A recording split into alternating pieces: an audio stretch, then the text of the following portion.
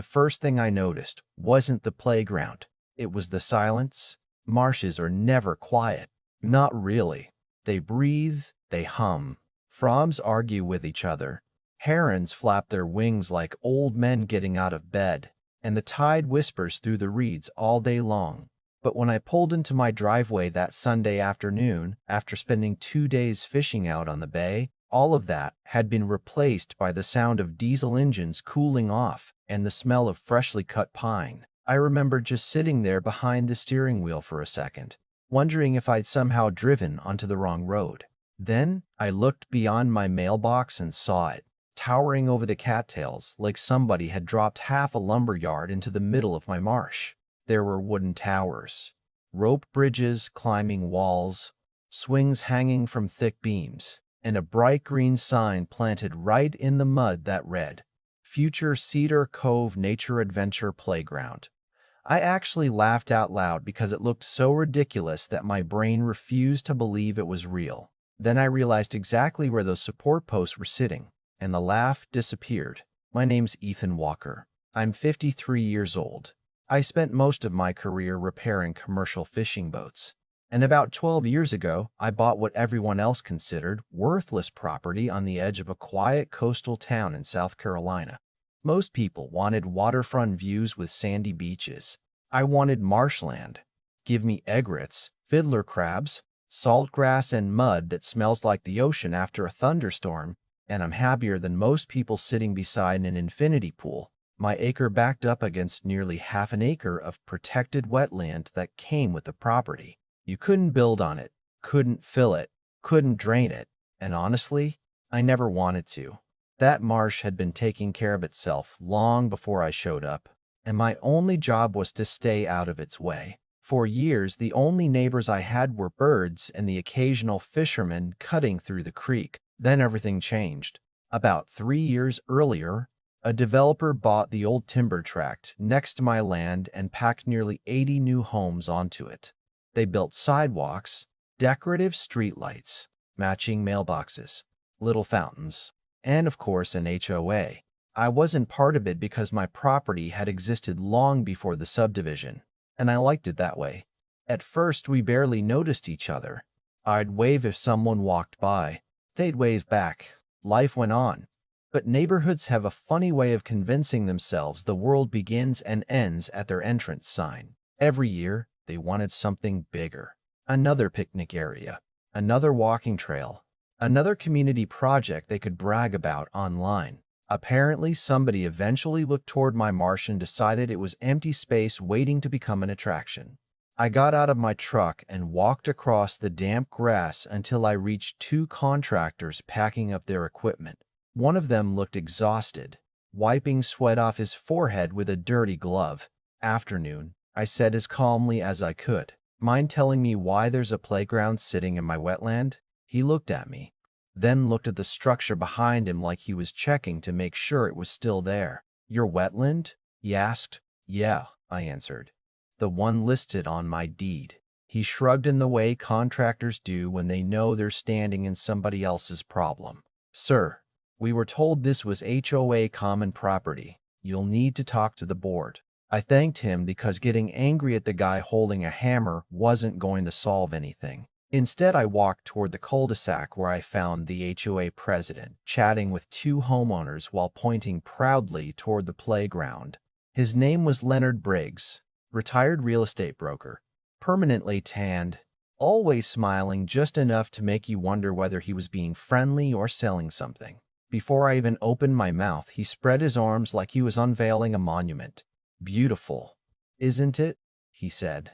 I stared at him for a second. "Leonard, that's my land." His smile didn't disappear. It somehow got wider. "Oh, Ethan, don't get hung up on technicalities. This is going to be wonderful for the children." "Technicalities?" I asked. "Property lines are technicalities now?" He tapped a folder under his arm. "Everything's been approved. Trust me." I held out my hand. "Great. Show me the survey." His fingers tightened around the folder. "That's HOA business." "Funny," I said, "considering you're standing 11 feet inside my business."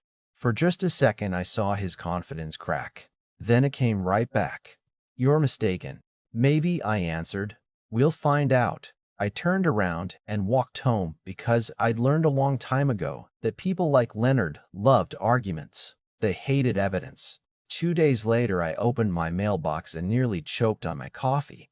Inside was an official-looking letter from the HOA attorney claiming I had interfered with community improvements and warning that continued obstruction could result in fines and legal action. I read it 3 times before I started laughing so hard I nearly spilled my drink across the porch. They were threatening to fine a man who wasn't even a member of their HOA over a playground they'd built on his property.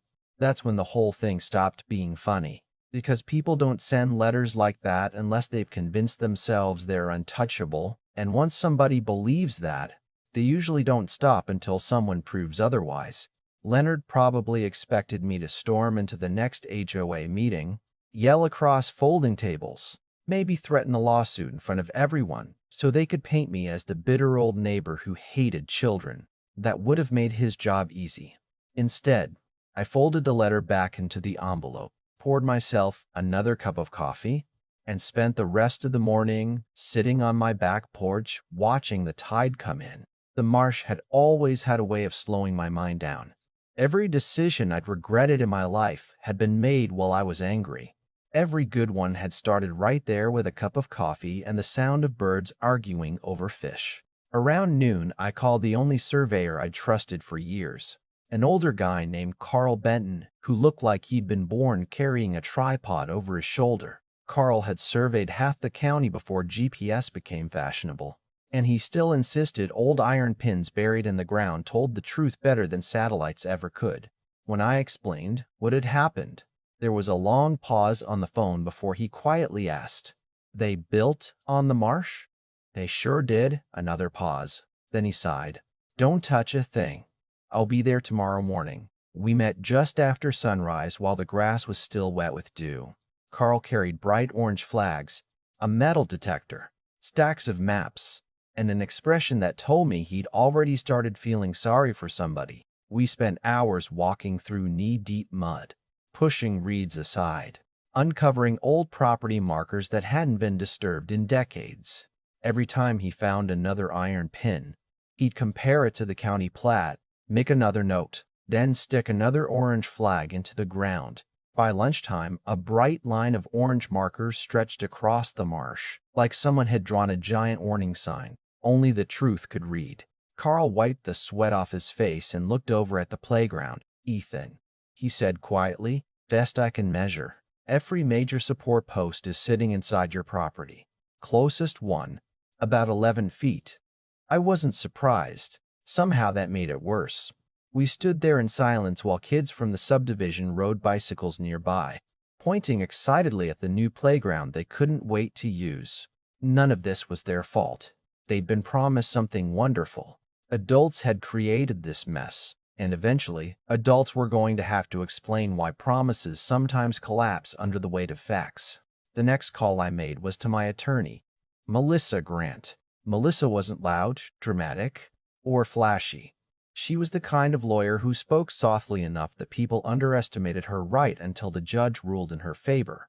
I handed her Carl's survey, the HOA letter, and a folder containing my original deed. She spent nearly an hour reading without saying much. Finally, she leaned back and asked, "Have they pulled any permits?" "No idea."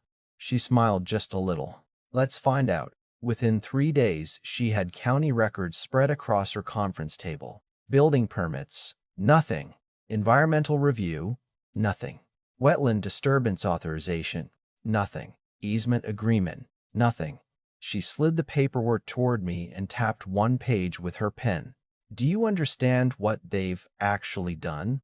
"Built on my land?" "Worse," she replied. "Your property happens to include protected coastal wetlands. Those regulations don't exist to protect you. They exist to protect the marsh itself. The county tends to take that personally." That was the moment I realized this wasn't just a property dispute anymore. Leonard had been so focused on impressing his neighborhood that he'd forgotten governments usually care a lot more about protected ecosystems than ribbon-cutting ceremonies. Melissa drafted a cease and desist notice supported by the survey, county records, and environmental statutes. It wasn't emotional. It wasn't threatening. It simply explained the facts and requested all construction stop immediately until ownership and permitting issues were resolved. We sent copies to the HOA board, their attorney, the contractor, and the county environmental division. 4 days passed. Nothing happened. 5 days. Still nothing.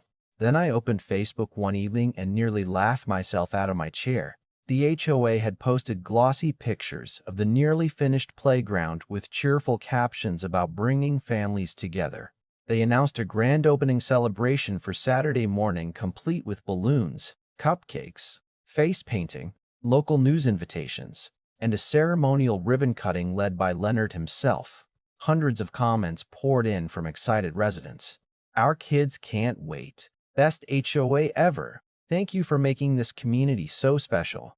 I kept scrolling until I found Leonard posing beside the playground wearing a polo shirt embroidered with the HOA logo, oversized ceremonial scissors already waiting on a folding table behind him. Melissa called about an hour later. "Did you see their post?" "Sure did." "Good," she said calmly. "Don't respond. Not even a little? Especially not a little. Why?" There was a smile in her voice this time. "Because county inspectors accepted our complaint this afternoon." Saturday morning arrived warm and bright. One of those perfect coastal mornings where the sunlight reflects off every blade of marsh grass. By 8 o'clock, my backyard sounded like a carnival. Cars lined both sides of the subdivision entrance. Children carried balloons. Parents unfolded lawn chairs. Somebody had even hired a guy dressed as a pirate to entertain the kids because apparently nothing says environmental responsibility quite like a pirate standing on illegally poured concrete. I watched from my porch for a few minutes before walking toward the gathering. A few residents nodded politely. Others looked at me like I was the neighborhood villain who hated fun. I couldn't really blame them. They only knew the story they'd been told. Leonard spotted me almost immediately. "Morning, Ethan," he called loudly enough for nearby families to hear. "Come to enjoy the festivities?" "Something like that," I answered. "You still have time to stop this?" He chuckled, putting one hand on my shoulder like we were old friends. "You worry too much." Before I could answer, everyone heard engines coming up the access road. They weren't the food trucks people expected. 2 white county pickups rolled slowly into the field, followed by another SUV with the environmental enforcement seal on the door. The music stopped almost instantly. Parents turned around. Kids stopped running. Leonard's smile froze exactly where it was. 4 inspectors climbed out carrying clipboards, cameras, measuring equipment, and expressions that suggested they hadn't come for cupcakes. One woman introduced herself, then asked, "Who's responsible for this construction?" Leonard stepped forward confidently. "I am." "Is there a problem?" She ignored the question. "Please show me your permits." His confidence slipped just enough for me to notice. "Our contractor handled all that." "Wonderful," she replied. "We'll need copies." The contractor, who'd been standing beside a trailer drinking bottled water, suddenly looked like he wanted to teleport somewhere else. 20 minutes turned into 40. Inspectors measured support posts against Carl's orange survey flags, photographed concrete footings sunk into saturated soil, checked maps, compared GPS coordinates, and quietly spoke among themselves. One inspector knelt beside a footing, scraped away mud with a trowel, then looked toward another official. "Concrete below the wetland surface," he said. "Looks that way," came the reply. A third inspector walked over to me. "Mr. Walker?" "That's me. Can you confirm this survey was completed by a licensed county surveyor?" "Yes, sir." He nodded once before turning back toward Leonard. The entire crowd had gone silent now. Even the children sensed something had changed. Leonard kept trying to explain that the project benefited the community, that everyone supported it, that no one intended any harm. Finally, the lead enforcement officer closed his folder and said something I'll probably remember for the rest of my life. Intent doesn't change property ownership, and it certainly doesn't change environmental law. Then he reached into his truck, removed a bright orange notice nearly the size of a movie poster, walked directly to the front of the brand new playground, and stapled it across the entrance. "Condemn." UN hearth UAC prohibited. A little girl standing beside her mother looked up and quietly asked, "Mom, what does condemned mean?" Nobody answered her. Leonard opened his mouth, closed it again, then looked at me across the marsh.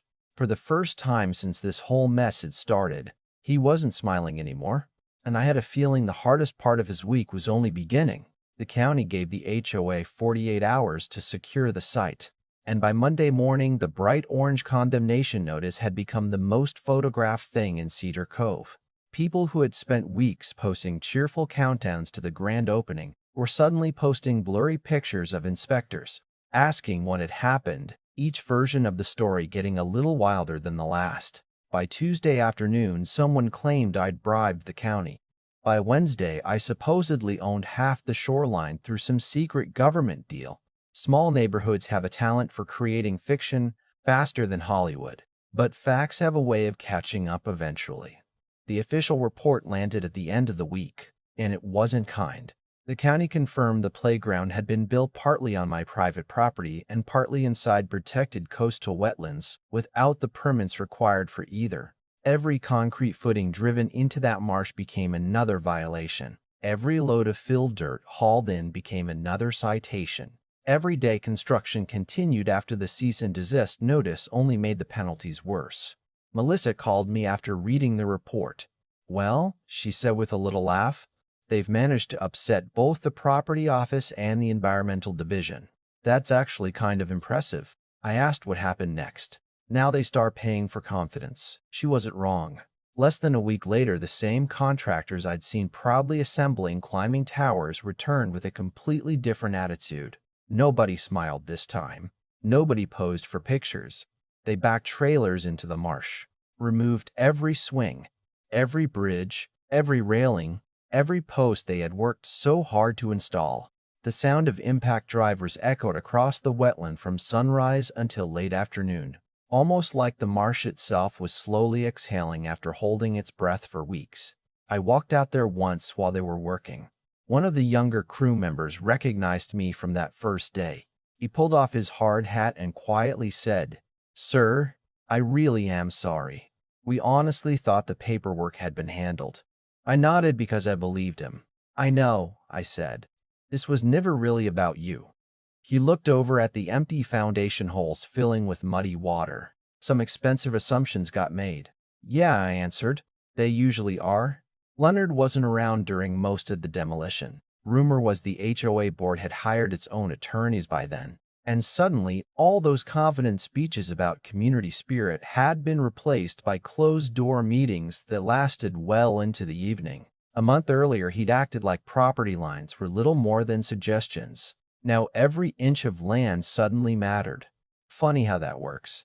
About 2 weeks after the playground disappeared, I was trimming grass near my mailbox when Leonard slowly walked over carrying no folder. No clipboard, no audience. Just himself. He looked older than I remembered. Not because much time had passed, but because stress has a way of adding years in a hurry. He stopped a few feet away and stared toward the marsh before speaking. "I guess I should have listened when you asked for the survey." "Probably would have saved everyone a lot of money," I replied. He nodded. "I really believe the developer's map." I looked at him for a moment before answering. "Believing something doesn't make it yours." He didn't argue. He didn't apologize either, at least not directly. After another few seconds, he quietly walked back toward the subdivision. That was the last real conversation we've ever had. Over the following months, the marsh slowly erased almost every sign the playground had ever existed. The holes where the support posts had been filled naturally with tidal water. Fresh reeds pushed through disturbed soil. Egrets returned first, then blue herons, then the frogs whose nighttime chorus I'd missed more than I realized. Nature is patient. Give it the chance, and it'll spend every season repairing what human pride destroys in a weekend. Sometimes I'd sit on my porch after sunset with a glass of iced tea, listening to those familiar sounds again, thinking about how close that place came to disappearing simply because a handful of people confused confidence with ownership. Looking back now, people still ask if I feel like I got revenge. Honestly, revenge isn't the word I'd use. Revenge would have been tearing the playground down myself the day I found it. Revenge would have been screaming at HOA meetings until everyone picked sides. What happened instead was accountability. I trusted the survey. I trusted the records. I trusted the law to do exactly what it was written to do. In the end, the county condemned every single board because the facts left them no other choice. The marsh wasn't saved because I was louder than the HOA. It was saved because truth doesn't care how many people vote against it. Even today, whenever I hear children laughing somewhere nearby, I don't feel angry. Kids deserve places to play. They just don't deserve to learn that taking someone else's property is acceptable as long as enough adults clap for it. Maybe that's the real lesson this whole mess left behind. Communities only stay healthy when respect comes before convenience, and neighbors stop being neighbors the moment they decide your rights matter less than their plans. So now I'm curious what you think. If you were in my shoes, would you have handled it the same way? Or would you have confronted the HOA the moment construction started? And if you were one of those homeowners who genuinely believed the board had done everything legally, who should carry the blame when the truth finally comes out? Let me know your thoughts in the comments, because stories like this always seem to divide people right down the middle. If you enjoyed this story, don't forget to like the video, subscribe to the channel, and share it with someone who's ever had a neighbor convinced that confidence was the same thing as ownership.